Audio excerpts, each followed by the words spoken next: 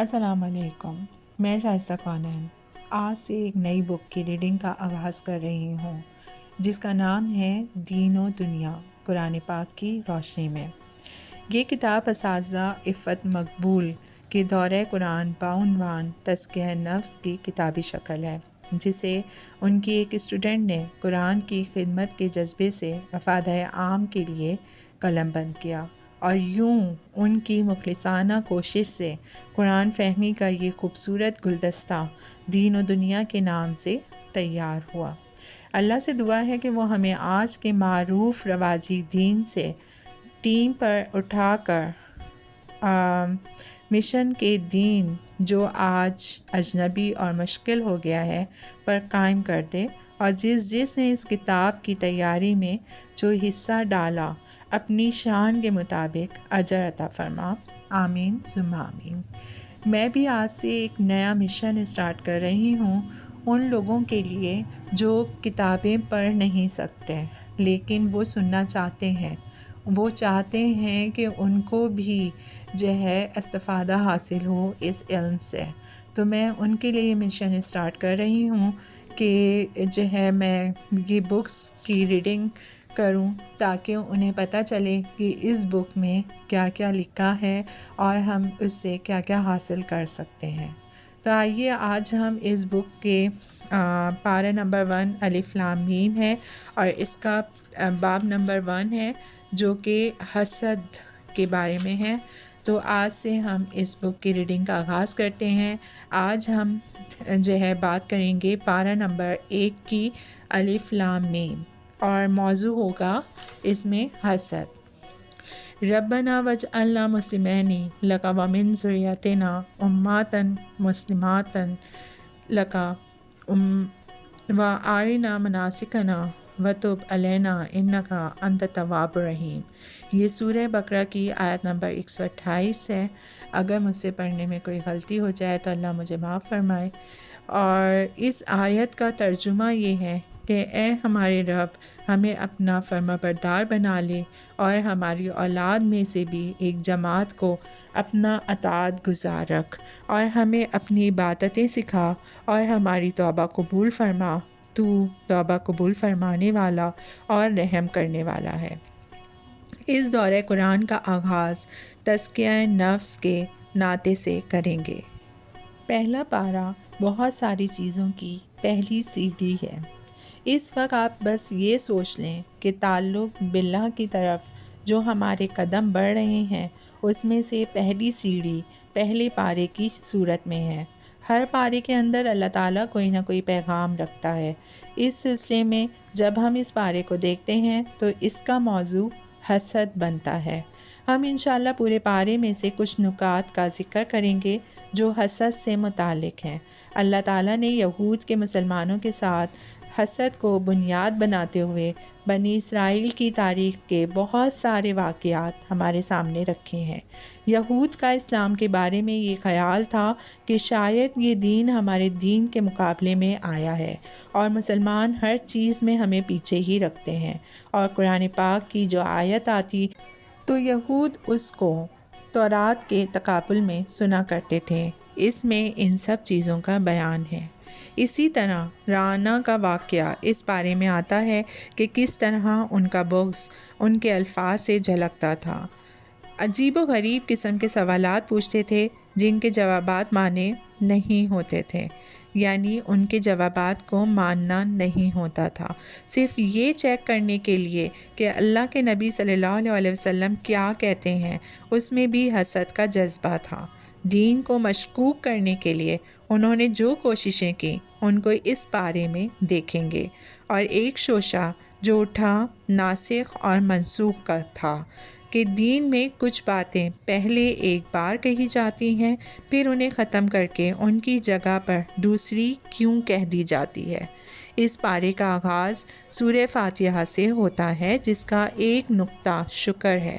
اس پارے کی آیت 109 میں حسد کے موضوع پر کچھ باتیں کریں گے۔ دورہ قرآن کی بنیاد قرآن پاک کا ترجمہ ہوتا ہے کہ ہم اس کو پڑھیں تو سمجھ سکیں، اور ساتھ میں تھوڑی سی وضاحت ہوتی ہے۔ قرآن پاک کا آغاز ایک دعا سے ہوتا ہے جس کو ہم سورہ فاتحہ کہتے ہیں۔ اللہ تعالیٰ نے سورہ فاتحہ کو نماز کا حصہ بنا دیا۔ اصل میں اس بات کا پیغام تھا کہ ایک بندہ اپنے اللہ کے ساتھ اپنے تعلقات کو مضبوط کرے۔ سورہ فاتحہ کا اگر بنیادی مضمون دیکھا جائے تو شکر ہے۔ شکر کیا ہے؟ شکر کسی کے انعامات کی قدردانی ہوتی ہے۔ شکر کرنے والا ہی اصل میں مومن ہے۔ شکر کے مقابلے میں کفر آتا ہے اور کفر سے لفظ کافر بنا ہے، اور اسی طرح شکر سے لفظ شاکر بنا ہے۔ شاکر کون ہے؟ جو مسلمان ہے۔ سورہ فاتحہ ہمیں مسلمان بننا سکھاتی ہے، اللہ کی نعمتوں پر نظر ڈالنا سکھاتی ہے۔ اس کائنات کی کھلی کتاب میں سے مومن جہاں سے گزرے اس کی زبان پر شکر کے کلمات ہوں کہ اے اللہ، تیرا شکر تو نے مجھے پیدا کیا، تو نے مجھے کیا کچھ نہیں دیا۔ اور جس دن انسان کو ایاک نعبدو کی صورت میں اپنی اوقات سمجھ میں آتی ہے تو پھر شکر دل کی گہرائیوں سے نکلتا ہے۔ یہ صورت ہمیں اللہ کے ساتھ بندے کے تعلقات بھی سکھاتی ہے۔ جب تک آپ کسی کے ساتھ تعلقات کو واضح نہ کر لیں کہ میرے اس کے ساتھ کیا تعلقات ہیں، تب تک آپ اس کے بارے میں کوئی بھی بات محسوس نہیں کرتے، تب تک آپ اس کے ساتھ کوئی بھی مضبوطی محسوس نہیں کرتے۔ جب تک بندے کا تعلق اللہ سے جڑ جاتا ہے تو لفظ زبان سے نہیں دل سے نکلتے ہیں۔ وہ نہیں ہوتا جو کہتے ہیں شکر ہے، بلکہ کہتے ہیں الحمدللہ۔ پھر وہ شکر صرف خوشیوں میں نہیں ہوتا، غم میں بھی ہوتا ہے۔ جس بندے نے اپنے آپ کو پہچان لیا پھر کبھی بھی وہ اپنی ذات سے بڑی ہوئی بات نہیں کر سکتا۔ یہ صورت ہم کو سکھاتی ہے کہ تم بندے بن کر رہو۔ وہ مالک ہے جس نے تمہیں پیدا کیا، تم اس کی ضرورت ہو، نہیں وہ تمہاری ضرورت ہے۔ تم اس کے بغیر نہیں رہ سکتے، وہ تمہارے بغیر پہلے بھی تھا اور تم نہیں ہوگے تو وہ رہے گا۔ اسی طرح کہ دکھ سکھ کرتا بندہ اپنے رب کے ساتھ سرگوشی کرتا ہے۔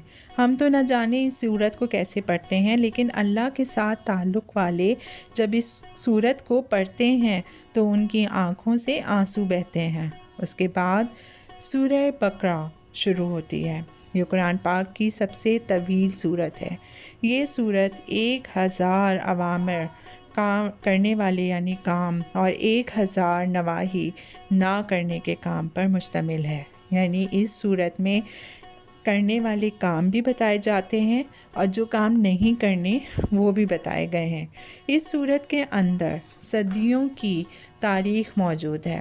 صورت کو سمجھنے سے پہلے کچھ باتیں صورت کے بارے میں بیان کر دی جائیں تو انشاءاللہ اس صورت کا مزاج سمجھنا آسان ہو جائے گا۔ جیسے ہمارے موسموں کے نام ہوتے ہیں کہ آج کل گرمی کا موسم ہے، پھر سردی کا موسم، کبھی بہار تو کبھی خزاں۔ تو اسی طرح یاد رکھیے اللہ کے کلام میں 114 صورتیں ہیں اور ہر صورت کا اپنا مزاج اور اپنا ہی رنگ ہے۔ سورہ بقرہ مدنی دور کے آغاز میں نازل ہوئی۔ یہ وہ دور تھا جب اپنوں سے چوٹ کھاتے ہوئے، طائف والوں کے پتھر کھاتے ہوئے، پاؤں کو لہو لہان کرتے ہوئے آپ صلی اللہ علیہ وسلم اور آپ کے ساتھ چند سو کے قریب صحابہ کرام رضی اللہ عنہم ساری حجتیں پوری کرنے کے بعد مکے والوں سے منہ موڑ کر اب مدینے کی طرف جاتے ہیں۔ خیال تھا کہ یہاں آ کر سکون اور چین ملے گا، کیونکہ یہاں کچھ دیندار لوگ رہتے تھے۔ اللہ کے نبی صلی اللہ علیہ وسلم نے سمجھا کہ وہ اپنے ہیں، اپنی باہیں کھول دیں گے، اپنے بازو پھیلا دیں گے کہ وہ آ گیا ہے جس کا انتظار تھا۔ اور واقعی وہ بازو پھیلاتے اگر آنے والا نبی اسماعیل کے بجائے بنی اسرائیل سے ہوتا۔ اور وہ کون تھے؟ وہ یہود مدینہ تھے، اللہ کے نبی موسیٰ علیہ السلام کے پیروکار اور اس آسمانی دین کے ماننے والے کہ جس کا نیا نمونہ اللہ کے نبی صلی اللہ علیہ وسلم کے ذریعے سے آیا، لیکن کچھ دیواریں کھڑی ہو گئیں، اندیکھی تعصب کی دیواریں، حب جاہ اور حب مال کی دیواریں، نام و نسب کی دیواریں، مسلک اور فرقے کی دیواریں، اور وہی لوگ جو کل کے منتظر تھے، یعنی کل تک منتظر تھے، آج آپ صلی اللہ علیہ وسلم کے راستے میں روڑے اٹکانے لگے۔ اس کا نقصان یہ ہوا کہ کچھ لوگ جو اسلام کی طرف بڑھے تو تھے، لیکن جب انہوں نے دیکھا کہ پہلے دینداروں نے اس کو قبول نہ کیا تو یقیناً یہ ٹھیک نہیں ہوگا، کیونکہ عوام عموماً بھولے ہوتے ہیں۔ لہٰذا ایسے لوگ جن کے ایمان ابھی تک مضبوط نہیں ہوئے تھے وہ ڈھیلے ڈھالے اور کشمکش میں مبتلا ہو گئے۔ ان کا نام اس صورت میں منافقین رکھ دیا گیا۔ یہ صورت اصل میں منافقوں اور یہود کے اسلام سے حسد کی دلیل ہے۔ اللہ کے نبی صلی اللہ علیہ وسلم کو وہ ساری مشکلات پیش آئیں جو آج بھی بعض مقامات پر اسلام کا پیغام پہنچانے کی ابتدائی کوششوں میں پیش آتی ہیں۔ اس صورت کی ابتدائی 5 آیات اس مختصر سے گروہ کی نمائندگی کرتی ہے جو اللہ کے نبی صلی اللہ علیہ وسلم کے ساتھ مکے سے مدینہ آئے تھے اور دل سے ایمان کو قبول کر چکے تھے۔ ابھی شریعت بالکل بنیادی مراحل میں تھی، اس لیے یہاں ایمان بالغیب کے ساتھ صرف نماز اور صدقہ خیرات کا تذکرہ فرما دیا اور آخرت پر مختصراً بات کر دی، کیونکہ اکثر شریعت مدینہ میں آنے کے بعد نازل ہوئی۔ اللہ تعالیٰ نے ان آیات میں ان سچے اور مخلص لوگوں کا تذکرہ فرما دیا جو تھوڑے تو تھے لیکن گرتی ہوئی دیواروں کو تھام لیتے تھے۔ وہ بنیادوں میں اپنا خون بہا دیں تو بڑی بڑی عمارات کھڑی ہو جاتی ہیں۔ یہ وہ لوگ ہیں جن کو تاریخ نے ابو بکر صدیق، عمر فاروق، عثمان غنی، علی اور عشرہ مبشرہ رضی اللہ عنہم کے نام سے یاد کیا۔ یہ وہ لوگ ہیں جو 313 اصحاب بدر اور 1400 کے قریب بیعت رضوان کے ساتھی تھے۔ جس نے جتنی محنت کی تاریخ نے اس کو اتنا ہی خراج تحسین پیش کیا، کیونکہ اللہ کبھی کسی کا اجر ضائع نہیں کرتا۔ اس کے بعد آیت نمبر 6 اور 7 ایک دوسرے گروہ کے بارے میں ہے جو ابھی تک کفر پر قائم تھے، جو اللہ کے نبی صلی اللہ علیہ وسلم کے دین کو نہیں ماننا چاہتے تھے اور اسلام قبول نہیں کرنا چاہتے تھے۔ تعصب کی دیواریں ان کے راستے کی رکاوٹ تھیں اور بھی دنیا کی رکاوٹ تھی، جو انہوں نے صاف کہہ دیا کہ ہم سے کوئی امید نہ رکھنا، ہماری امید پر کچھ کام شروع نہ کرنا۔ یہ وہ لوگ تھے جن کو اللہ کے نبی صلی اللہ علیہ وسلم کے راستے میں روڑے اٹکاتے ہوئے 13 سال ہو چکے تھے، ان کے دلوں پر مہر لگ چکی تھی۔ یہ بات یاد رکھیں کہ اللہ تعالیٰ کسی کے دل پر ایک دم مہر نہیں لگاتا۔ اللہ کے نبی صلی اللہ علیہ وسلم نے فرمایا کہ جب انسان ایک گناہ کرتا ہے تو اس کے دل پر ایک سیاہ دھبا لگتا ہے، اور پھر دوسرا گناہ کرتا ہے تو ایک اور دھبا لگ جاتا ہے، اور ہوتے ہوتے اتنے دھبے لگ جاتے ہیں کہ پورا دل کالا ہو جاتا ہے۔ ایسے لوگوں کو قبول حق کی توفیق نہیں ملتی۔ ہم اپنے آپ کو چیک کریں۔ سورہ فاتحہ میں تو شکر گزاروں کی بات آتی ہے کہ یہاں سے اب بات کافروں کی شروع ہو جاتی ہے۔ کفر کرنے والا اصل میں اللہ تعالیٰ کی نعمتوں کو ٹھکرانے والا ہوتا ہے۔ ہم ساتھ ساتھ اپنا جائزہ بھی لیں گے۔ حضرت عمر فاروق رضی اللہ عنہ کا ایک قول ہے کہ اپنا احتساب کرو اس سے پہلے کہ تمہارا احتساب کیا جائے۔ اس پورے دور قرآن کا ایک مقصد انشاءاللہ اپنا احتساب کرنا بھی ہے۔ قرآن کو پڑھتے وقت ہم کچھ نکات نوٹ کریں گے اور اس کے بعد ساری زندگی کے لیے ان نکات کو اپنی زندگی کا حصہ بنا لیں کہ ہم واقعی ان چیزوں کا شکار تو نہیں۔ ہم سب یہاں اپنا محاسبہ کریں گے۔ پہلی 5 آیات پر میرا عمل کیا ہے؟ کیا میرا غیب پر ایمان ہے؟ کیا میری نمازیں قائم ہو رہی ہیں؟ کیا اللہ کے دیے ہوئے مال کو اسی کے راستے میں خرچ کرتے ہیں؟ کیا دل میں تعصب تو نہیں کہ صرف اپنی ہی کتاب کو مانوں اور دوسرے کی کتاب کو جھٹلا دوں؟ کیا آخرت کے معاملے میں میرا یقین آخری درجوں پر پہنچ چکا ہے؟ کیا آخرت مجھے کھلی ہوئی حقیقت دکھتی ہے؟ کیا میرے دل پر مہر تو نہیں لگ چکی؟ کیا میرے دل میں دنیا کی محبت کا میل اتنا تو نہیں چڑھ چکا کہ مجھے قرآن کی پکار بھی نہ جگا پائے اور اذان کی آواز پر بھی میں نہیں اٹھ پاتا؟ اور کچھ نکات کفر کے متعلق بنا لیں۔ عمل کا بھی کفر ہے، عقیدے کا بھی کفر ہے۔ اگر کوئی ایک میں عامل ہے تو دوسرے میں کافر ہوگا۔ اللہ تعالیٰ سے دعا ہے کہ ہم سے نیکیوں کی توفیق نہ چھینے۔ آمین۔ امام مجاہد رحمۃ اللہ علیہ مشہور مفسر ہیں۔ اپنے ہاتھ کو کھول کر دکھاتے ہیں، چھوٹی انگلی کو بند کیا، پھر دوسری کو بند کیا، پھر تیسری اور چوتھی کو بند کیا، پھر پوری مٹھی بھینچ لی۔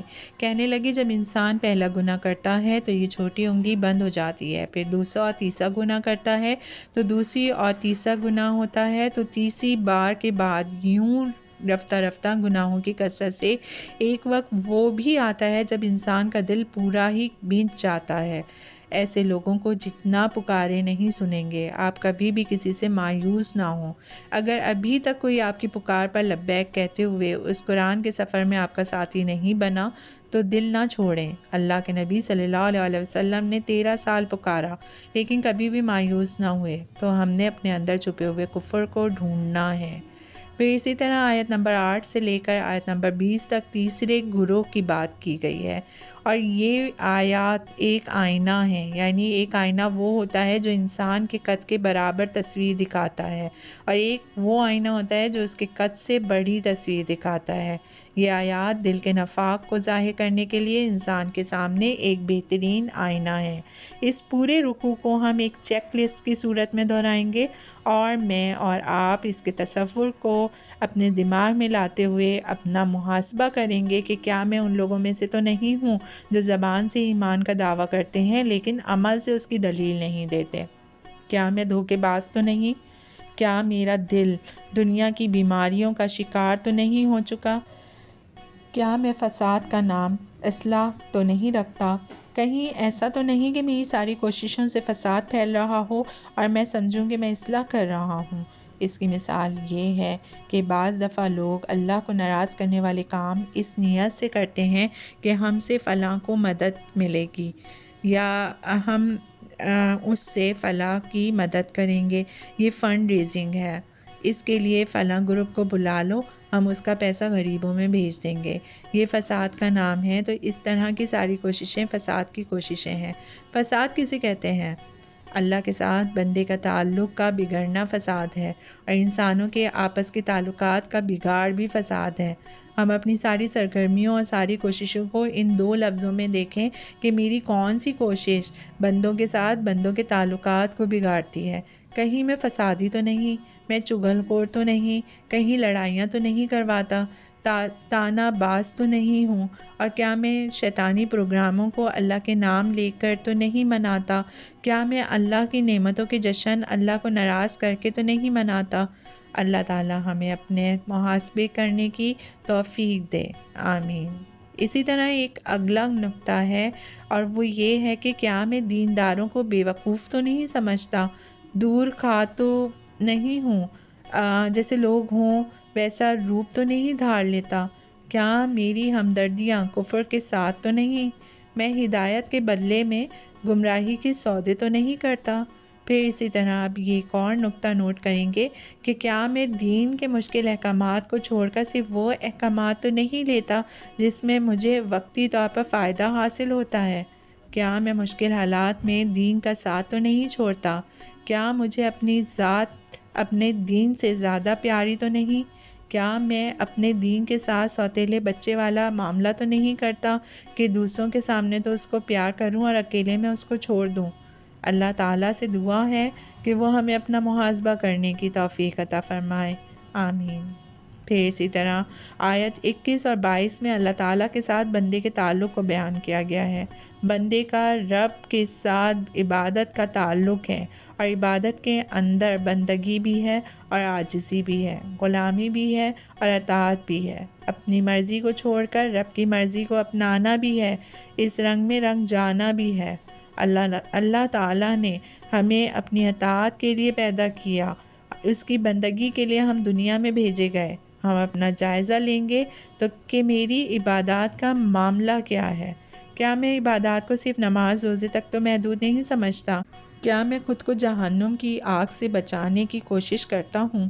کیا میں زمین پر چلتے پھرتے اللہ کے تعلق کو محسوس کرتا ہوں کہ اگر زمین ہلنے لگے تو میرا کیا ہوگا؟ کیا پھلوں کو کھاتے ہوئے مجھے اللہ تعالیٰ یاد آتا ہے؟ کیا میں اتنی نعمتیں پا کر اس کا ناشکرہ تو نہیں بن جاتا؟ پھر اس کے بعد آیت نمبر 23 میں اللہ کے رسول صلی اللہ علیہ وسلم کی بات ہے۔ پھر اسی طرح آیت نمبر 25 میں اللہ تعالیٰ جنت کے لیے کتنی پیاری رغبت دلاتے ہیں، جیسے کوئی ماں اپنے بچوں کو رغبت دلاتی ہے کہ بیٹے یہ کام کر لو تو میں ٹافی دوں گی۔ 4 دن کی بات ہے نا، اس دنیا سے جانا تو اللہ تعالیٰ کے حکم سے ہے نا، آئے بھی اس کے حکم سے ہیں۔ تو جو دعا کرتے ہیں کہ اے اللہ تو ہمیں اس جنت کے قابل بنا دے، اے اللہ تو ہمیں بندگی کا مزہ چکھا دے۔ ایک بار جس نے مزہ چکھ لیا تو پھر اس کا دل کہیں نہیں لگے گا۔ جس نے ایک بار اپنے رب سے محبت کر لی تو کوئی جھوٹی محبت اس کے دل میں جگہ نہیں بنائے گی۔ اللہ تعالیٰ ہمیں اپنی محبت عطا فرمائے، آمین۔ پھر اس کے بعد آیت نمبر 26 میں اللہ تعالیٰ اپنی ایک مخلوق مچھر کا تذکرہ فرماتے ہیں۔ اس میں فاسقین کا بھی تذکرہ ہے۔ پچھلی آیت میں ہم نے 3 قسم کے لوگوں کا تذکرہ پڑھا، ایمان والے، کافر اور منافق، اور ان آیات میں ہم فاسقین کے بارے میں پڑھ رہے ہیں کہ فاسق کون ہے؟ حدود کو پار کرنے والا، حدوں کو توڑنے والا، جس کا حال یہ ہے کہ وہ کسی چیز کی حد میں رہنا ہی نہیں چاہتا، کھائے گا تو حدوں سے بڑھ کر کھائے گا، سوئے گا تو حد سے بڑھ کر، اگر خواہش پوری کرنے پر آئے گا تو اپنی خواہشیں پوری کرے گا، اس کے بعد پھر اس کو اپنی دنیا کے اندر کوئی اور چیز پیاری نہیں لگے گی۔ ہم سب اپنا جائزہ لیں گے ان آیات کی روشنی میں، کیا میں حدوں کو پامال نہیں کرتا؟ کیا میں اللہ کے ساتھ کیے ہوئے عہد لا الہ الا اللہ کو توڑتا تو نہیں؟ پھر آیت نمبر 28 سے ہمیں ہماری زندگی کا پتہ چلتا ہے کہ پہلے ہم کچھ نہیں تھے، آج کچھ ہیں، اور کل پھر گوشہ گمنامی میں چلے جائیں گے۔ یہ 3 ہی مراحل ہیں۔ اور آیت نمبر 29 تک ہم پارے کے پچھلے حصے کا اگر اعادہ کر لیں، سورہ فاتحہ میں ہم نے اللہ تعالیٰ سے ایک دعا مانگی کہ اے ہمارے رب ہمیں سیدھے راستے پہ چلا۔ اللہ سے تعلق کو جوڑنے کے بعد تعلق کو مضبوط کیا، پھر دعا مانگی کیا واقعی سنجیدہ ہو، ہدایت چاہتے ہو؟ سورہ بقرہ کی آیت 2 یعنی سیدھے راستے پر آ گئے ہو، تو یہ ہے کہ وہ کتاب جو تمہیں سیدھا راستہ دکھائے گی۔ جو ہی کتاب کھلی تو ساتھ ہی اللہ تعالیٰ نے ایمان والوں کے قصے بتا دیے، متقین کی صفات بتا دی۔ یہ کام کرو گے تو پچھتاووں سے بچ جاؤ گے۔ پھر آیت نمبر 6 اور 7 میں کفار کی صفات بتائیں۔ دیکھو زندگی جیسے چاہے گزارو اور شوق سے گزارو، لیکن پھر انجام بڑا بھیانک ہے۔ اس کے بعد تیسرے گروہ منافقین کا تذکرہ پڑھ لیا جو 2 رخے ہوتے ہیں۔ چلو تم ادھر کی ہوا ہو جدھر کی کے مصداق ہوتے ہیں، جیسا دیس ویسا بھیس کے نعرے لگانے والے۔ اس کے بعد اللہ تعالیٰ نے اس انسانیت کو پکارا کہ عبادت کرو، بندگی کرو، اور اس کے بعد اللہ تعالیٰ نے فاسقین کے ناطے سے آ کر بتایا کہ مچھر تو لوگوں کا خون پیتا ہے اور فاسق بھی اس کائنات کے لوگوں کا خون پیتے ہیں، ظلم و زیادتی کی آندھیاں چلاتے ہیں۔ اب یہاں 4 گروہ کے تذکرے کے بعد آیت نمبر 30 سے اگلی آیات میں سب سے پہلے انسان کی تخلیق کا تذکرہ ہے، حضرت آدم علیہ السلام کی تخلیق، اور آیت نمبر 34 میں اللہ تعالیٰ اس بات کا اشارہ کر رہے ہیں کہ فرشتوں کی حیثیت انسانوں کی مددگار کی سی ہے۔ سارے فرشتے انسانیت کی خدمت کر رہے ہیں، کوئی پہاڑوں کا فرشتہ پہاڑوں کو تھامے ہوئے ہے، کوئی بارش کا فرشتہ بارش برسا رہا ہے۔ اللہ تعالیٰ نے حضرت آدم علیہ السلام کو عزت دی، فرشتوں کو ان کے آگے جھکا دیا، لیکن وہاں جو اکڑ کر کھڑا ہو گیا وہ ابلیس تھا۔ ابلیس نے انکار کیا، تو یہاں سے پہلی دفعہ ابلیس اور آدم علیہ السلام کا قصہ ہے۔ یہ 2 کردار ہیں جو ہر دور میں رہے۔ اللہ تعالیٰ نے انسان کو دنیا میں بھیجا تو ساتھ ہی ابلیس بھی آ گیا، تکبر کا مارا ہوا۔ ہم سب سے پہلے اپنے دلوں کو چیک کریں، کیا میرے اندر تکبر تو نہیں؟ یہاں دیکھیے، دنیا میں آنے کے بعد جو سب سے پہلے گناہ ہو رہا ہے وہ ہے حسد۔ ابلیس نے آدم علیہ السلام سے حسد کیا، وجہ تکبر تھی۔ ہم اپنے آپ کو چیک کریں کہ ہمارا دل حسد سے خالی ہے۔ کیا ہم بھی بڑائی کے احساس میں اللہ تعالیٰ سے جو ہے دور ہو رہے ہیں اور اللہ والوں کو چھوٹا تو نہیں سمجھتے؟ آیت نمبر 35 میں درخت کا تذکرہ ہے۔ اللہ تعالیٰ نے حضرت آدم اور حوا علیہ السلام کو اس کے پاس جانے سے منع کیا۔ یہ درخت کون سا تھا ہمیں نہیں پتہ۔ ہم یہ سمجھتے ہیں کہ پوری جنت حلال تھی اور صرف ایک پھل حرام تھا۔ کیوں تھا؟ تاکہ اللہ تعالیٰ حضرت آدم علیہ السلام کو بتا دیں کہ اس دنیا میں جاؤ گی تو حلال چیزوں میں چند حرام بھی ملیں گی۔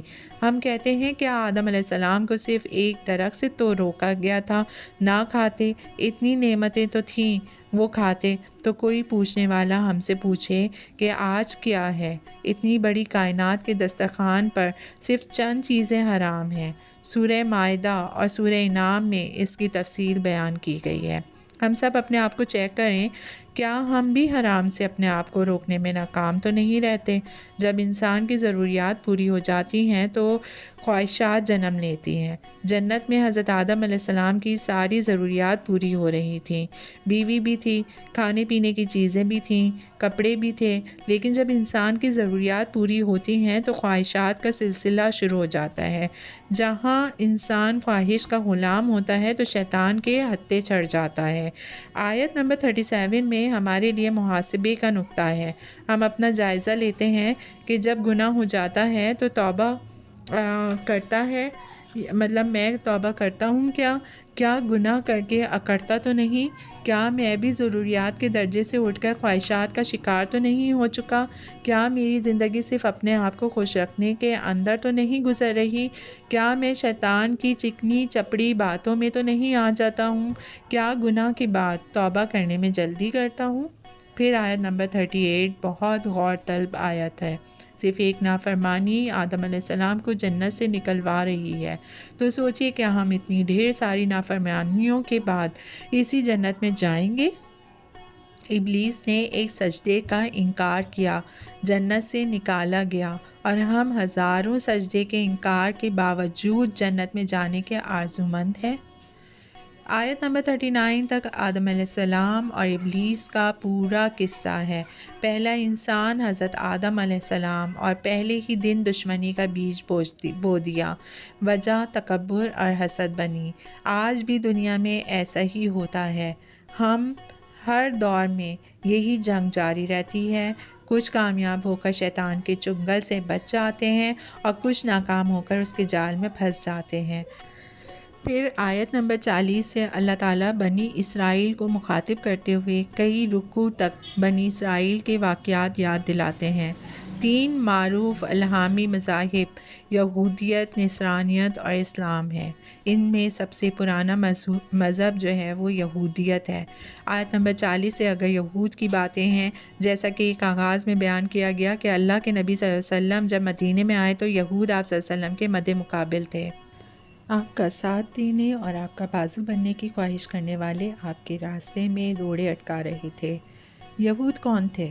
یہ ماضی کے مسلمان تھے۔ آج کے مسلمانوں کو اللہ تعالیٰ ماضی کے مسلمانوں کے کچھ رنگ دکھاتا ہے، اس لیے جہاں کوئی لفظ یہودی یا بنی اسرائیل آئے تو فوراً یہ احساس پیدا کر لیں کہ اگر آج ہم وہ کام کر رہے ہیں جو کل انہوں نے کیے تو پھر کل اللہ کے ہاں ہمارا کیا مقام ہوگا۔ آیت نمبر 39 ہمارے لیے بہت اہم ہے۔ یہود کی عادت تھی کہ جب کسی کو اسلام کی طرف آتا دیکھتے تو کہتے بہت اچھا کام کیا ہے، لیکن جب لوگ انہیں کہتے کہ تم کیوں نہیں کرتے تو پھر اس میں کچھ تعویلات کرنے لگتے۔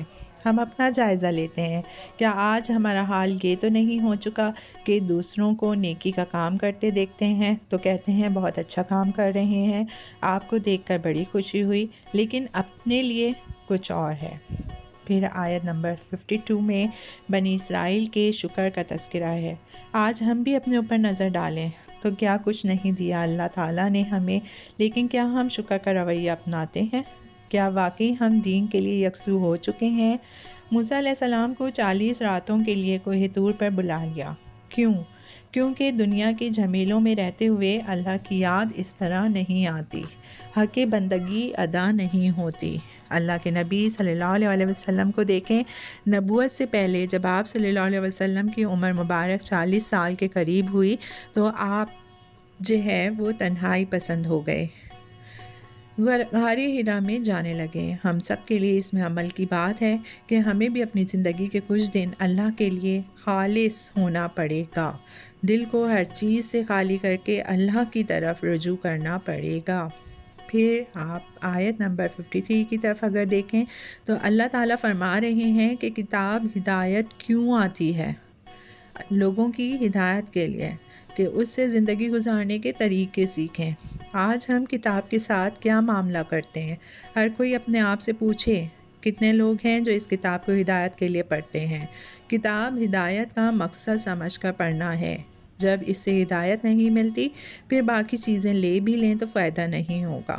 ہدایت کے ساتھ کچھ بھی مل جائے، ثواب بھی مل جائے، برکتیں بھی مل جائیں، جنات کو بھی بھگا دیں تو قبول ہے، لیکن ہدایت کے بغیر اس سے کچھ حاصل کریں گے تو پھر اس کا کچھ بھی فائدہ نہیں ہوگا۔ قرآن پڑھنے کا ثواب تو مل جائے گا مگر اصل مقصد حاصل نہیں ہوگا۔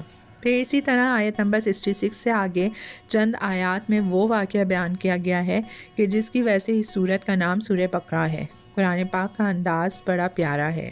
کسی چیز سے نصیحت لینے کے لیے جو ضرورت ہوتی ہے اسی کو اس کا بنیادی مقصد مضمون بنا دیتی ہے۔ جب حضرت موسیٰ علیہ السلام نے بنی اسرائیل کو گائے ذبح کرنے کا کہا تو آگے سے انہوں نے کہا کہ تم ہم سے کیوں مذاق کرتے ہو؟ ایسا انہوں نے کیوں کہا؟ کیونکہ مصریوں کے ساتھ رہتے رہتے ان کے دل میں گائے کی بڑی عظمت آ چکی تھی، گائے پرستی کا شکار ہو چکے تھے۔ موسیٰ علیہ السلام نے کہا کہ اس کو ذبح کر دو تو انہوں نے کہا کہ ایک خدا کو ذبح کر دیں۔ کچھ چیزیں ایسی ہوتی ہیں جو واقعی زندگی میں اتنی اہم ہو چکی ہوتی ہیں کہ اس کے لیے انسان اللہ کے حکموں کو چھوڑ دیتا ہے۔ ایسا ہی کام بنی اسرائیل نے کیا۔ ان آیات سے ہمیں یہ پتہ چلتا ہے کہ جب بندہ کوئی کام نہیں کرنا چاہتا تو اس کے لیے 100 بہانے تلاش کرتا ہے۔ اس واقعے میں گائے ذبح کرنے کی 3 بنیادی وجوہات تھیں۔ ایک تو یہ کہ ان کے دلوں میں گائے کی محبت گھر کر چکی تھی اور اللہ تعالیٰ دیکھنا چاہتے تھے کہ میرے حکم پر گائے کو ذبح کرتے ہیں یا نہیں۔ دوسری وجہ یہ تھی کہ ان کا ایک شخص قتل ہو گیا تھا۔ قاتل نے ہوشیاری سے مقتول کی لاش کو کسی اور کے گھر کی آگے ڈال دیا تھا اور معاشرے میں اضطراب تھا کہ کس نے قتل کیا، کس نے مارا۔ اللہ تعالیٰ اس کا فیصلہ کروانا چاہتے تھے۔ حضرت موسیٰ علیہ السلام کے پاس یہ معاملہ آیا تو اللہ تعالیٰ نے کہا کہ کوئی بھی گائے لے لو اور اس کو ذبح کرو، اس کے گوشت کا ایک ٹکڑا لے کر مردے کے جسم کو لگاؤ جس سے وہ زندہ ہو جائے گا۔ یہ اللہ کا حکم ہے اور اللہ قیامت کے دن بھی ایسا ہی کرے گا۔ اللہ ریڑھ کی ہڈی کے مہرے سے انسان کو دوبارہ پیدا کرے گا۔ قصہ مختصر، اللہ تعالیٰ نے اس مقدمے کے فیصلے کے لیے یہ طریقہ اختیار کیا۔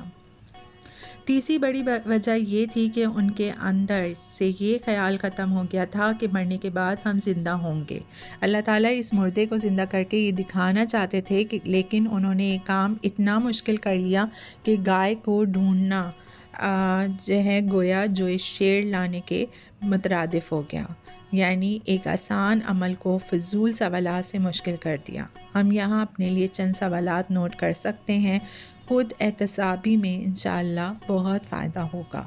سوالات کیا ہیں کہ کیا میں اللہ تعالیٰ کا حکم سن کر فوراً مانتا ہوں یا تعویلات کرنے لگتا ہوں؟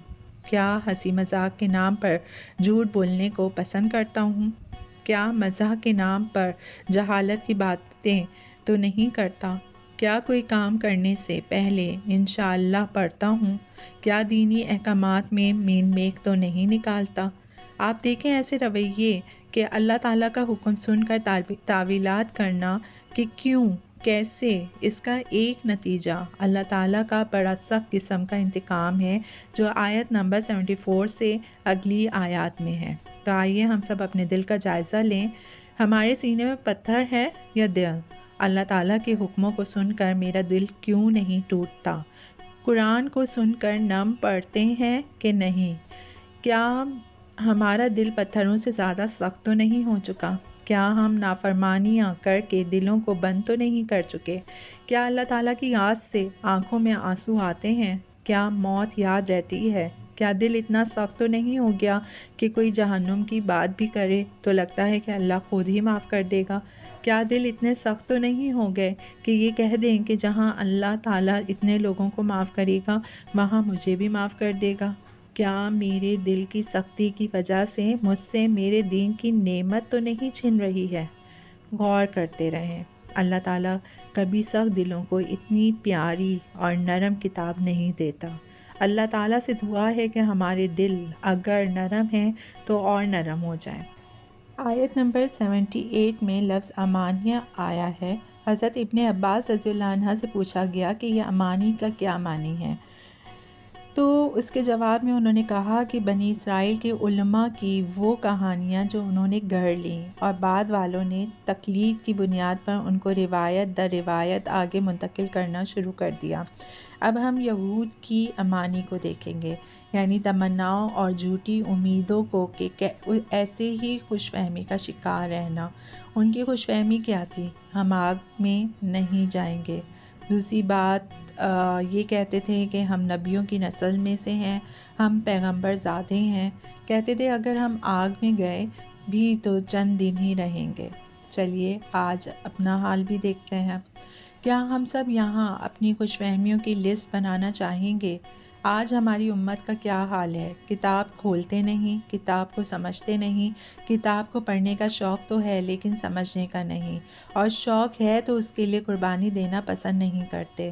اور دوسری طرف حال کیا ہے کہ فلاں دروازے سے گزر جاؤ گے تو بہشتی بن جاؤ گے، کون مر جائے تو اس کی قبر میں فلاں عہد نامہ رکھ دو تو معاف کر دیا جائے گا۔ یہ ہیں کچھ ایسی امانی ہمارے معاشرے میں بھی۔ تو سوچیں اگر ایسا ہوتا تو حضرت ابو بکر صدیق کو کیا چاہیے تھا؟ اگر یہ بات پتہ چلتی تو کیا اتنی قربانیاں دیتے اللہ کے دین کے لیے، اور اللہ کے نبی صلی اللہ علیہ وسلم اپنے پاؤں کو زخمی کرواتے؟ اصل بات تو یہ ہے کہ جب زندگی میں کتاب نہیں رہتی تو خوش فہمیاں رہتی ہیں۔ جب کتاب سے لوگ دور ہوتے ہیں تو اس کی جگہ خواہشات آتی ہیں، اور نتیجہ یہ نکلتا ہے کہ خود ساختہ باتوں کو اللہ کی باتیں کہتے ہیں۔ اس وقت ہمارے کلچر میں خاص طور پہ اردو زبان میں اتنی کتابیں دین کے نام پر معروف ہیں جو سڑکوں کے کنارے اور ادھر ادھر رکھی ہوتی ہیں۔ ان میں سے اکثر جو ہیں وہ امانی کا مجموعہ ہیں۔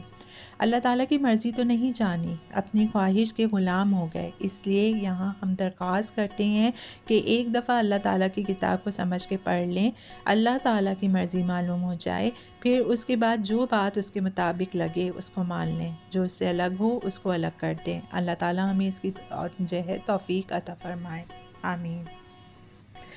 پھر آیت نمبر 81 میں ہم اپنا محاسبہ کریں گے کہ میری کن کن خطاؤں نے مجھے گھیر رکھا ہے۔ آیت نمبر 83 میں جو ہے اگر ہم آیت نمبر 83 سے اگلا رکوع شروع کریں، یعنی جب یہ رکوع شروع ہوتا ہے جس میں بنی اسرائیل کے واقعات پورے ہوتے ہیں تو ان پر ایک آخری مہر ثبت ہوتی ہے۔ اس آیت نمبر 83 میں 10 احکامات ہیں۔ یہود میں احکام عشرہ کی بہت شہرت ہے۔ 10 بنیادی باتیں جو اس دور میں جائز رہی ہیں، اللہ کا حکم رہا، جو آج بھی ہمارے لیے ہیں اور ان کے لیے بھی تھیں۔ اسی طرح آیت نمبر 85 میں ہمارے لیے محاسبے کا نقطہ ہے۔ اس آیت میں اللہ تعالیٰ نے بنی اسرائیل کی تاریخ پر بات کرتے ہوئے مسلمانوں کو آئینہ دکھایا ہے کہ تم آسان ہو گئے ہو، جو نیکیاں ہمیں آسان لگتی ہیں وہ کر لیتے ہیں، اور جو مشکل لگتی ہیں ان کو چھوڑ دیتے ہیں۔ دیکھیے ہدایت کی طرف آتے ہوئے کوئی شروع میں نیکیاں کرے یا نہ کرے کوئی بات نہیں۔ بچہ ایک دم بھاگتا نہیں ہے، گرتا پڑتا ہے، پھر ایک دن چلنے لگتا ہے۔ لیکن جب برائیاں کرنا کسی کی زندگی کا شعار ہی بن جائے، پچھلے 10 سال سے اس کی زندگی کا ایک ہی درجہ ہو، جو گناہ 10 سال پہلے کر رہا تھا وہ آج بھی کر رہا ہو، جو نیکی چھوڑی ہوئی ہو آج بھی چھوڑی ہوئی ہو، تو فکر کی بات ہے۔ اللہ تعالیٰ نے آیت نمبر 85 میں آج کے مسلمانوں کی ذلت و رسوائی کی وجہ بتائی ہے۔ کیا وجہ ہے؟ ذرا آپ بھی سوچیں۔ اللہ تعالیٰ بتا رہے ہیں کہ دنیا کی زندگی میں ذلت اور خواری ان قوموں کا مقدر بن جاتی ہے جو کتاب کے معاملے میں تن آسان ہو جاتے ہیں، مرضی کے باتوں کو تو مان لیتے ہیں، اور جو دل نہیں چاہتا نہیں مانتے۔ یہ نہیں کہتے کہ نہیں ماننی، پہلے کے لوگ یہی کہتے تھے، سیدھے سادے تھے۔ آج کے دور کے مسلمانوں کا مسئلہ کیا ہے؟ وہ گناہ کو گناہ ہی نہیں سمجھتے۔ پہلے کوئی شراب پیتا تھا تو حرام سمجھ کر پیتا تھا، اب کوئی پیتا ہے تو حلال سمجھ کر پیتا ہے۔ پہلے کوئی نافرمانیاں کرتا تھا تو خود کو مجرم محسوس کرتا تھا، اب کہتے ہیں کیا کریں، سب کرتے ہیں تو تم بھی کر لو۔ آج اگر آپ امت مسلمہ کی تقدیر کو سنوارنا چاہتے ہیں تو اس کا ایک ہی علاج ہے کہ پوری کتاب ان کی زندگی میں کھل جائے۔ ٹکڑے ٹکڑے کر دیا کتاب کو، مرضی کی باتیں مان لیں۔ ہم نے اس کتاب کو اس طرح سے کھولا کہ جو اچھا لگا اس کو لے لیا، جو مشکل لگا اس کو چھوڑ دیا۔ اللہ تعالیٰ سے دعا کرتے ہیں کہ وہ مسلمانوں کی ذلت اور رسوائی کو عزت میں بدل دے، آمین۔ اور یہ ایک ہی راستے سے آئے گی۔ جس چیز نے پچھلے دور میں عزت دلوائی وہی چیز آج بھی دلوائے گی، اور وہ ہے اللہ کا کلام۔ عربوں کی کیا حالت تھی جو اللہ کے نبی صلی اللہ علیہ وسلم دنیا میں آئے۔ کس چیز سے انہیں بدلا؟ اس کتاب نے بدلا۔ گھر گھر اس کتاب کا پیغام پہنچائیں، اس میں اپنا حصہ ڈالیں۔ اللہ کی رحمت سے عزت بھی ملے گی اور ساری رسوائیاں بھی ختم ہو جائیں گی۔ آیت نمبر 93 کے تناظر میں دیکھیں کہ جب تورات نازل ہوئی تو یہود پہلے تو مان ہی نہیں رہے تھے، اور جب زبردستی منوایا تو کہنے لگے یہ تو بڑی مشکل کتاب ہے، ہم تو نہیں مانیں گے۔ ہم نے تو سوچا تھا کہ آسان کتاب ہوگی، سمجھنا آسان ہوگا۔ اللہ تعالیٰ کو ان پر اتنا غصہ آیا کہ کوہ طور کو اپنی جگہ سے اٹھا کر ان کے سروں پر معلق کر دیا۔ کہا پکڑو اس کو جو ہم نے تم کو دیا مضبوطی کے ساتھ، اور کان لگا کر سنو۔ ان کے بڑوں نے کہا کہ سن لیا لیکن مانیں گے نہیں۔ یہاں پر یہ قول یہود کا ہے، اور سورہ نور میں ہم ماننے والوں کا قول پڑھیں گے کہ سن لیا اور اطاعت کریں گے۔ یہاں پر ہم اپنا محاسبہ کریں گے کہ جب اللہ کا حکم سنتا ہوں تو کیا کہتا ہوں، سن لیا ہے، مان لوں گا یا نہیں مانوں گا۔ اور کتنے ہی لوگ سننے سے ڈرتے ہیں کہ اگر سن لیا تو ماننا پڑے گا، حالانکہ یہ نہ سننا اس بات کی دلیل تو نہیں کہ نہ مانا تو گناہ ہوگا۔ وجہ کیا ہے؟ کیوں کوئی نہیں مانتا تھا؟ یہود کے دلوں میں بچھڑا بسا ہوا تھا۔ یہاں ہر بندہ اپنا بچڑا پہچانے۔ بنی اسرائیل کا تو حقیقی بچڑا تھا جو سونا چاندی مصر سے ساتھ لے کر آئے تھے، اس کو پگھلا کر انہوں نے ایک فرضی بچڑا بنا لیا تھا اور اسی کو خدا بنا کر بیٹھ گئے۔ آج ہم بچڑے کون سے ہیں؟ کچھ کے بچڑے ان کے ہاتھوں میں ہی نہیں چھٹتے، اور کچھ کے بچڑے کانوں میں ہیں، کچھ کے آنکھوں میں۔ نہ جانے کس کس چیز کی محبت ہمارے دلوں میں ہے جو ہمیں اللہ کی یاد سے غافل کرتی ہے۔ پھر آیت نمبر 98 میں اللہ تعالیٰ انسانوں کی کمزوری بیان کر رہے ہیں، وہ ہے لمبی عمر کی خواہش۔ رسول اللہ صلی اللہ علیہ وسلم نے فرمایا مومن کے لیے یہ دنیا قید خانہ ہے، جلدی سے یہاں سے جانا چاہتا ہے، اور جو کافر ہے اس کا اس دنیا میں بہت دل لگتا ہے۔ آپ دیکھیں تزکیہ کے باب میں ہم نے یہ چیز دیکھی کہ انسان دو چیزوں سے مل کر بنا ہے، ایک جسم اور دوسری روح۔ جسم ہمارا ظاہری ڈھانچہ ہے جو ہم سب کو ایک دوسرے کا دیکھ رہے ہیں، یعنی ہم سب ایک دوسرے کا ظاہری ڈھانچہ دیکھتے ہیں۔ روح اندرونی چیز ہے جو دکھتی نہیں ہے۔ سورہ اعراف میں ہم پڑھیں گے کہ روح اللہ تعالیٰ نے اپنی طرف سے بھیجی ہے۔ بدن مٹی سے بنتا ہے، اور آج بھی جو ہمارا کھانا پینا ہے وہ مٹی سے آتا ہے۔ نطفہ بھی مٹی کی غذا سے بنتا ہے۔ جو بندہ مٹی کی طرف لگے گا، دنیا کی چیزوں میں رہے گا، ہر وقت دنیا کی چیزیں کھانے پینے میں دھیان رہے گا، تو اس کا دل اس دنیا میں لگے گا۔ لیکن جو لوگ مٹی کے تقاضوں سے اوپر اٹھ کر روحانیت اور اللہ کی طرف چلتے ہیں، ان کا اس دنیا میں دل نہیں لگتا، وہ تو خوشی خوشی اللہ کی طرف جاتے ہیں۔ ہم سب اپنا جائزہ لیں۔ لمبی عمر کی ہرس کہیں مجھے آخرت سے غافل تو نہیں کر رہی؟ اس کے بعد اگلی آیت سے جادو کا موضوع شروع ہو رہا ہے۔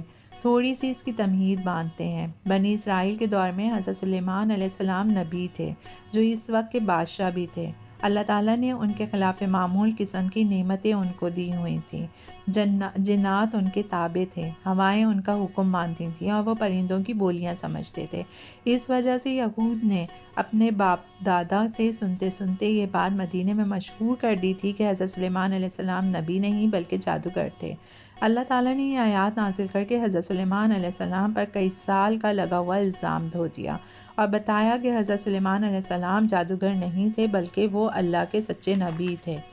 اس سے پتہ چلتا ہے کہ بعض قومیں ایسی ہوتی ہیں جو کسی کو نہیں چھوڑتی ہیں، اپنے حال میں بھی نہیں چھوڑتی ہیں اور برے میں بھی نہیں۔ پھر اسی طرح آیت نمبر 101 میں کتاب کو پڑھ پیٹھ پیچھے ڈالنے کی بات ہوئی۔ پس پش ڈالنا یہ ہوتا ہے کہ مجھے کوئی پرواہ نہیں، ہمیں کیا۔ جب قومیں اس طرح کے رویے اختیار کرتی ہیں تو اس کے بعد وہ شیطان کی پیروی کرنے لگتی ہیں، کفر کرنے لگتی ہیں۔ ان آیات میں جادو کی بات ہوئی تو جادو کیا ہے؟ پہلی بات یہ ہے کہ جادو برحق ہے، یہ ایک فن ہے جو حکم الہی سے اثر رکھتا ہے، لیکن اس کا سیکھنا اور سکھانا حرام ہے۔ بہت سارے فنون ایسے ہیں جو حرام ہیں، جیسے شراب بنانے کا فن، میوزک سیکھنا اور اس کا بجانا وغیرہ۔ مطلب ہر وہ فن جس میں اللہ تعالیٰ کی نافرمانی ہوتی ہے اسے سیکھنا جائز نہیں۔ اور جادو کچھ بھی نہیں ہوتا۔ ایک مثال سے ہم سب سمجھ سکتے ہیں۔ اگر کوئی آپ کے سامنے آئے اور آپ کو کہے آپ کتنے خوبصورت ہیں، یہ سن کر کیا ہوتا ہے؟ جس کو کوئی کہے کہ تم کتنے پیارے لگ رہے ہو وہ پھولے نہیں سماتا، اور جس کو 10 لوگ کہیں گے کہ آج تم بھی بڑے پیارے لگ رہے ہو تو کتنا اثر ہوگا اس جملے میں۔ چلیں یہ تو اچھا اثر ہوا۔ دوسری طرف اگر کوئی آپ کے سامنے آئے اور آپ کو کہے کہ تم بہت بدتمیز ہو، آپ کو گالی دے، برا کہے، اس کا بھی اثر ہوگا نا۔ سب کے سامنے آ کر کوئی آپ کو کہے تم بڑے چالاک ہو، تو جادو بھی کلمات ہوتے ہیں۔ آپ کسی کو ایک دفعہ کہتے ہیں کہ تم بہت چالاک ہو تو اس کا خون گرم ہوگا، اور اگر اس جملے کو 10 بار کہیں تو وہ چوٹیں روح پر پڑیں گی۔ جس طرح مادے کو مادے پر مارنے سے اثر ہوتا ہے، ایسے ہی روح پر لفظوں کا اثر پڑتا ہے۔ جادو کچھ نہیں، وہ چند کلمات پڑھ کر ہمارے نفس کو کمزور کر دیتے ہیں۔ اللہ کے حکم کے بغیر کوئی کسی کا کچھ نہیں بگاڑ سکتا۔ پہلی بات یہ کہ اگر آپ کو شک ہے کہ کوئی آپ کے اوپر جادو کر رہا ہے تو پہلے سے تیار رہیں۔ اس میں صبح شام کی دعاؤں کا پڑھنا فائدہ مند ہوتا ہے۔ سورہ فلق اور سورہ ناس کا پڑھنا، یہ دونوں صورتیں تو نازل ہی تب ہوئی تھیں جب اللہ کے نبی صلی اللہ علیہ وسلم پر جادو ہو گیا تھا۔ پھر اسی طرح صاف ستھرے رہیں۔ کچھ چیزیں ایسی ہوتی ہیں جو شیطان کے انسانی جسم میں داخل ہونے کا سبب بنتی ہیں، مثلاً لمبے ناخن، ان کے راستے سے شیطان جسم میں جاتے ہیں۔ غیر ضروری بال اگر 40 دن سے زیادہ رکھ لیتے ہیں تو اس سے جسم میں شیطان داخل ہوتا ہے۔ پھر اسی طرح انتہا پسندانہ رویہ، یعنی بہت خوشی یا بہت غم، بہت اداسی، بہت سونا، بہت سوچنا، جہاں منفی معنوں میں بہت لگ جاتا ہے وہاں آپ نے اپنے آپ کو شیطان کے ہاتھوں میں دے دیا۔ ان سب برائیوں سے بچنا ہے۔ اللہ سے دعا ہے کہ اللہ ہمیں ان فتنوں سے بچا لے، آمین۔ اس کے بعد 104 نمبر کی آیات ہیں، ان میں بہت خوبصورت ادب ملتا ہے، اور یہاں سے اگلی آیات میں وہ موضوع بیان ہو رہا ہے جس کو ہم نے اس پارے کی بنیاد بنایا۔ آیت نمبر 109 میں حسد کی بات ہوئی۔ اس پورے پارے میں جتنی آیات حسد کے بارے میں ہیں، اگر ان کو سمیٹ لیں تو یہود کے جتنے انتہا پسندانہ رویے اللہ کے نبی صلی اللہ علیہ وسلم اور مسلمانوں کے ساتھ کل تھے اور آج ہیں، اس کی وجہ حسد ہے۔ حسد کیا ہوتا ہے؟ اللہ کی تقسیم سے اختلافات رکھنا، کسی کی نعمت کو دیکھ کر جلنا، اور ہر نعمت والے سے لوگ جلتے ہیں۔ اللہ تعالیٰ نے دنیا کے نظام چلانے کے لیے لوگوں کو مختلف طرح کا بنایا ہے اور ان میں فرق رکھا ہے، کسی کو زیادہ خوبصورت بنا دیا اور کسی کو کم، کیونکہ اگر سارے ہی خوبصورت ہوتے ہیں تو کام کیسے چلتا؟ اگر سارے ہی دولت مند ہوتے تو دنیا کا کام نہیں چلنا تھا۔ ہم نے حسد سے اپنے دل کو بچانا ہے۔ یہ اتنا برا عمل ہے کہ دنیا میں پہلا قتل حسد کی وجہ سے ہوا۔ شیطان نے حضرت آدم علیہ السلام کو جنت سے نکلوایا اور اس کی سب سے بڑی وجہ حسد تھی۔ حسد کی عموماً 2 وجوہات ہوتی ہیں، ایک حب جاہ اور دوسری حب مال۔ حسد کی ابتدا احساس محرومی سے ہوتی ہے۔ حاسد قسم کے لوگ دوسروں کو دیکھ کر آہیں بھرتے ہیں، ہر ایک اپنے سے موازنہ کرتے ہیں، خود پر ترس کھانے کی کیفیت پھر جلن میں بدل جاتی ہے اور جلن کوڑھن میں بدل جاتی ہے، اور کوڑھن سے غصہ آتا ہے اور غصے کا اگلا درجہ حسد ہے۔ اگر پہلے درجے کو روک لیں تو حسد کی نوبت ہی نہ آئے۔ آپ کو اپنے اندر کوئی کمی محسوس ہو تو اپنے آپ سے کہیں کہ کیا ہوا؟ میں اللہ کا فیصلہ ہوں، اللہ نے مجھے ایسا بنایا۔ اور سورہ نساء کی آیت نمبر 32 میں بیان کیا گیا ہے کہ اللہ تعالیٰ نے جو دوسروں کو اپنا فضل دیا ہے اس کے اوپر تم جلا اور کوڑا نہ کرو۔ ایک بزرگ کا بڑا پیارا قول ہے، کہتے ہیں کہ میں کسی سے حسد نہیں کرتا، کیونکہ اگر وہ شخص اہل جنت میں سے ہے تو اس کی نظر میں دنیا کی کیا اہمیت ہے جس کی وجہ سے میں اس سے حسد کروں۔ اگر وہ جہنمی ہے تو پھر اس سے حسد کا کیا فائدہ جس کا اپنا انجام اتنا برا ہوگا۔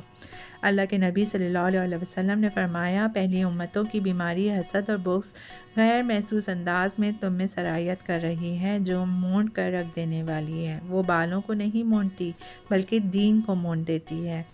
اس لیے یاد رکھیں کہ بڑی بڑی نیکیاں کر کے بھی انسان خطرے میں ہے کہ یہ نیکی کسی بھی وقت برباد ہو سکتی ہے۔ حسد کے 3 درجے ہوتے ہیں۔ پہلا درجہ یہ ہے کہ جو کچھ اس کے پاس ہے وہ مجھے بھی مل جائے اور اس سے بھی نہ چھپے، یہ درجہ ہے، اسے رشک کہتے ہیں۔ پھر اس سے اگلا درجہ ہوتا ہے اور وہ یہ کہ اس سے چھن جائے اور مجھے مل جائے، اور تیسرا درجہ انتہائی بدترین ہے جو یہود کا اللہ تعالیٰ نے ان آیات میں بیان کیا، اور وہ یہ کہ مجھے ملے نہ ملے اس سے چھن جائے۔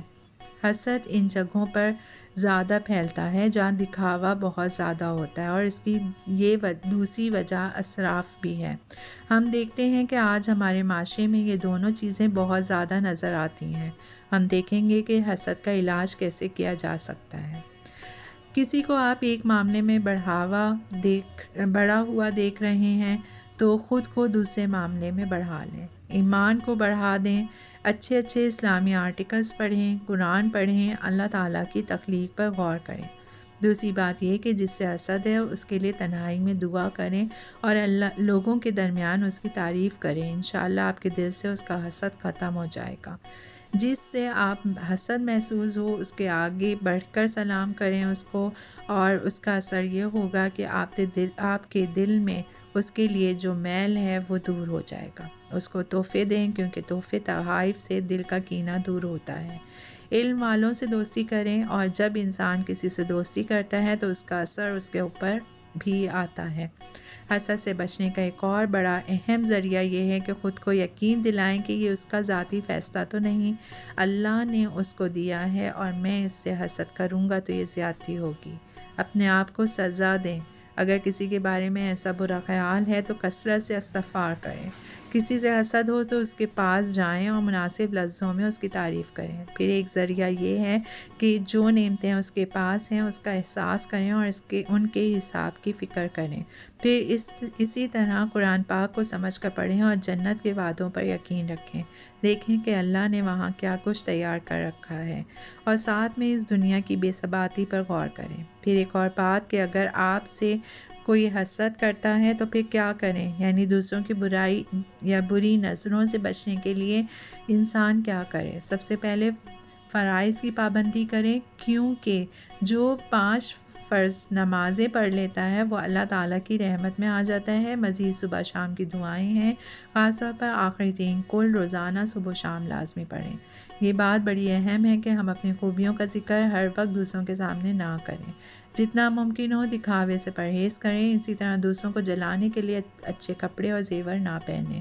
اگر آپ ایسے لوگوں کے پاس جائیں جن کے پاس وہ چیزیں نہیں ہوتی، مثلا غریب اور فقیر قسم کے لوگ ہیں، تو وہاں پر بہت بھاری کپڑے اور بھاری زیورات پہن کر نہ جائیں، کیونکہ جن کے پاس یہ سب کچھ نہیں ہے ان کی نظریں لگتی ہیں۔ ان کا دل چاہے گا کھانا کھا رہے ہیں تو گھر کے ملازمین کو بھی دیں، اور اگر کوئی ایسی چیز ہے کہ ان کو نہیں دینا چاہتے ہیں تو ان کے سامنے نہ کھائیں۔ بہتر یہ ہے کہ پھل لاتے ہیں تو ان کے چھلکوں کو چھپا کے رکھیں تاکہ ہمسایوں کا دل نہ دکھے۔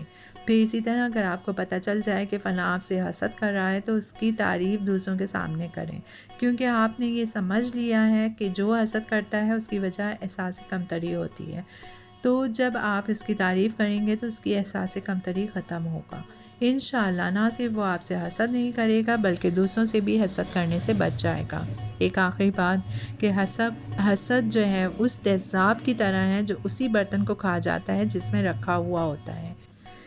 یہاں اس بارے کو پڑھتے ہوئے دعا ضرور کریں کہ اے اللہ میرے دل سے یہ حسد کو نکال دے، آمین ثم آمین۔ انشاءاللہ اگلی ویڈیو میں ہم پارہ نمبر 2 کا آغاز کریں گے۔ یہاں جو ہے دین و دنیا کی کتاب کا یہ پیج نمبر 27 کمپلیٹ ہو گیا ہے، اور نیکسٹ ویڈیو میں ہم پیج نمبر 28 سے اسٹارٹ کریں گے۔ اللہ حافظ۔